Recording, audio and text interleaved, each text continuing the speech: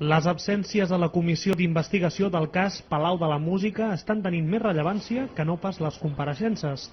Fèlix Millet i Jordi Montull, en presó provisional, no han estat cridats i tampoc ho ha estat el conseller d'Economia, Antoni Castells, per donar explicacions sobre l'hotel del Palau.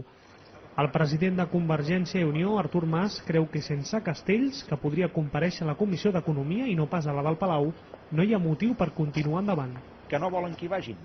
Llavors que acabin amb aquesta farsa, que de fet només és un intent d'intentar, diguem-ne, evitar que Convergència i Unió, que va per endavant a les enquestes, es vagi consolidant des d'un punt de vista de l'alternativa i del canvi. Un debat que també han mantingut els diputats que formen la comissió. Allà, els silencis molesten CiU, mentre que el tripartit no creu que siguin tan importants. Destacar que és veritat que hi ha silencis clamorosos en aquesta sala i en aquesta comissió, no? Hi ha el silenci del conseller Castells en aquesta sala i en aquesta comissió, hi ha el silenci clamorós del senyor García Bragado en aquesta sala i en aquesta comissió, hi ha el silenci clamorós del senyor Xavier Sala en aquesta sala i en aquesta comissió. Això sí que són silencis.